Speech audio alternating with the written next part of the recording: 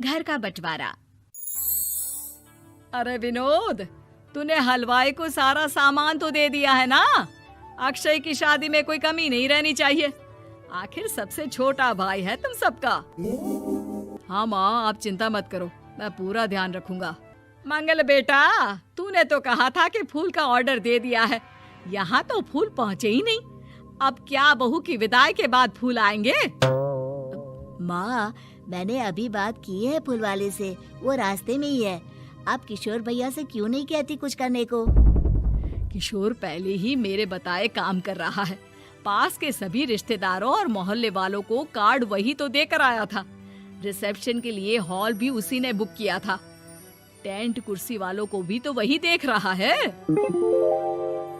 पर कई मोहल्ले वाले तो हमारे भरे पूरे परिवार से जलते भी हैं। उन्हें बुलाने की क्या जरूरत थी?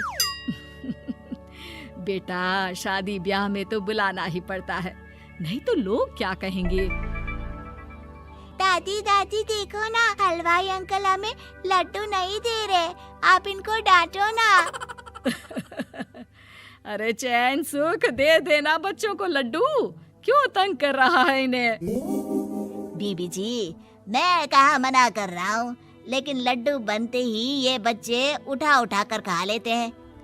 अरे मैं तो इन्हें थाल में रख के परोस भी नहीं पा रहा। भागो, अब कोल्ड ड्रिंक पीने चलते हैं। भागो भागो, अब कोल्ड ड्रिंक पीने चलते हैं। जैसे कि आप देख रहे हैं, आज इस घर के सबसे छोटे बेटे अक्षय की शादी है। घर में बहुत चहल पहल है। कुलभूषण की बीवी कमला को फुर्सत ही नहीं है कामों से, लेकिन कुलभूषण और घर के बाकी लोग कहाँ हैं? आइए देखते हैं। अजी, आप यहाँ आराम से बैठकर गाने सुन रहे हो और घर में अभी तक इतने काम बचे हैं करने को। अरे भाई, मेरे सबसे छोटे बेटे की शादी है, इसके बाद तो मैं अब चिंता मुक्त हो ही जाऊंगा। और फिर घर में तुम हो, बेटे बहुएं हैं, तुम लोगों के होते हुए मैं क्यों काम करूं? मैं तो शान से बेटे की शादी में जाऊंगा तैयार होकर। अरे ठीक है, अब आप आराम ही कीजिए।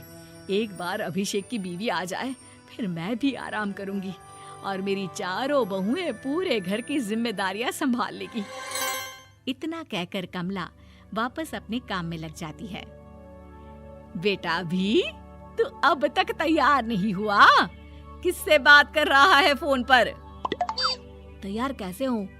सैलून जाने से तो आपने मना किया है, क्योंकि मुझे हल्दी लग चुकी है। भाभीयों को देखो, सुबह से पार्लर में है। अक्षय की शादी हो जाती है और नंदिता बहू बनकर घर आ जाती है, लेकिन इस घर की खुशियों को मानो किसी की नजर लग गई थी। नंदिता के आने के बाद आए दिन घर की शांति भंग होती रहती। अपने माँ बाप की इकलौती बेटी को इतने बड़े परिवार की जिम्मेदारियां कहाँ संभालनी थी? अभी देखो ना, मेरे हाथों की मेहंदी भी अभी नहीं उतरी है और तुम्हारी मम्मी ने मुझे घर के कामों में लगा दिया। मैंने सोचा था कि घर की सबसे छोटी बहू होने के कारण मुझे सब पलकों पर बिठा के रखेंगे, पर यहाँ तो पलक झपकने की भी फुर्सत नहीं मिलती। देखो नंदू, शादी के पहले ही मेरे घर वालों ने तुम्हें और तुम्हारे पेरेंट्स को बता दिया था कि मैं जॉइंट फैमिली में रहता हूँ, तो फिर अब ये शिकायत क्यों? और फिर तुमसे पहले मेरी भाभी भी तो आई थी शादी करके, उन्होंने तो कभी कुछ नहीं कहा। नंदिता तब तो चुप हो जाती है, लेकिन ऐसा बहुत दिनों तक नहीं चलता। अरे नंदिता, माँ बाबूजी की दवाई का टाइम हो गया है, उन्हें दवाई दे आओ और उसके बाद सबके लिए नाश्ता बना देना। पर भाभी, मैं तो अभी अपना फेवरेट सीरियल देख रही हूँ, प्लीज मेरी जगह आप कर लो ना ये काम। ठीक है, मैं तेरी जगह माँ बाबूजी को दवाई दे आती हूँ और नाश्ता बना लेती हूँ। तू मेरी जगह पूरे घर की डस्टिंग करके 5 बच्चों को स्कूल के लिए तैयार करके भेज देना और दोपहर का खाना बनाने के बाद कपड़े धोकर सुखा देना। उसके बाद हम दोनों मिलकर बाजार जाकर सब्जी ले आएंगे, फिर डिनर की तैयारी कर लेंगे और उसके बाद बस भाभी, मैं माँ बाबूजी को दवाई देकर सबके लिए नाश्ता बना देती हूँ। हे भगवान, ये कहाँ लाकर फंसा दिया मुझे। मेरे घर में तो गिनती की 8 रोटियाँ और 2 सब्जी बनती थी और नाश्ता निपट जाता था, यहाँ तो रोटियों का ढेर और सब्जियाँ बड़े बड़े पतीलों में बनानी पड़ती है।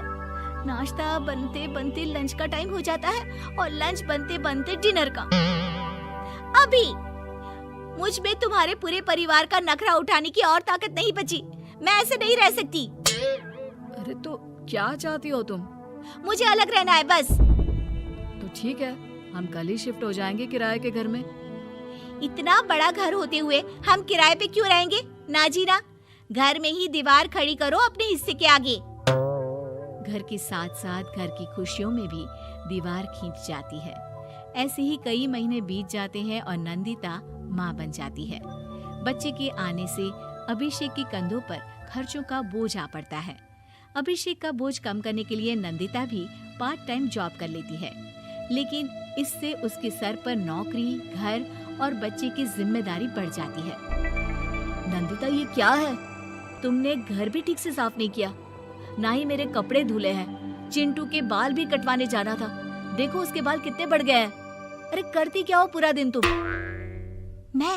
मैं करती क्या हूँ? तुम्हारा नाश्ता और लंच बनाने के बाद चिंटू को डे केयर सेंटर पर छोड़ कर आती हूँ, फिर खुद ऑफिस जाती हूँ। पूरा दिन काम करके आने के बाद बिना आराम किए बाजार से सब्जियाँ लेकर आती हूँ, घर आकर खाना बनाती हूँ, चिंटू को देखती हूँ और क्या करूँ मैं? तो किसने कहा था अपने सर पर इतने काम लेने को? मत जाओ ऑफिस। ऑफिस जाए बिना घर के खर्चे कहाँ से पूरे होंगे? चिंटू की डे केयर का खर्च, उसके लिए बेबी फूड का खर्च, प्रेस वाले का खर्च, ये सब तुम्हारी सैलरी से होता नहीं है।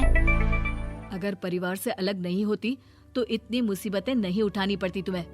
तुम्हें परिवार के साथ मिलकर काम करने में दिक्कत थी, लेकिन काम तो अब भी बहुत है तुम्हारे सर पर। चिंटू को भी डे केयर भेजने की जरूरत नहीं पड़ती। उसको गोद में खिलाने के लिए दादा दादी और घर के सभी बड़े होते। उसके साथ खेलने के लिए उसके भाई बहन भी होते। मेरे तीनों बड़े भाइयों के बच्चे भी बड़े हुए हैं, लेकिन बिना महंगा बेबी फूड खाए, क्योंकि मेरी माँ और भाभियाँ बहुत अच्छे से जानती है कि बच्चे को क्या खिलाना चाहिए। बिजली के बिल जैसे खर्चे भी सब मिलकर बांट लेते थे, लेकिन तुम्हें तो सबसे अलग रहने में ही मजा आता है, तो अब शिकायत क्यों करती हो? बस करो अभिषेक, बस करो। मैं मानती हूँ कि मैं गलत थी। मेरे एक गलत फैसले ने हमें बिल्कुल अकेला कर दिया है सबसे।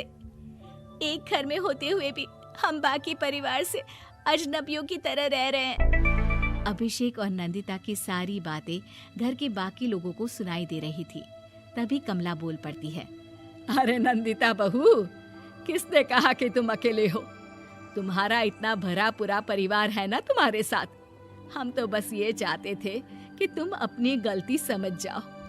अगर हम तुम्हें समझाते तो शायद तुम ना समझती, लेकिन अपनी गलती का एहसास तुम्हें खुद हो गया है, तो अब तुम समझ चुकी हो परिवार में एक साथ रहने का मोल क्या होता है। मम्मी जी, मुझे माफ कर दीजिए, अब ऐसा दोबारा कभी नहीं होगा। अरे माफी बाद में, पहले मेरा पोता जरा मेरी गोद में तो दे, और तू जाकर सबके लिए चाय बना ला।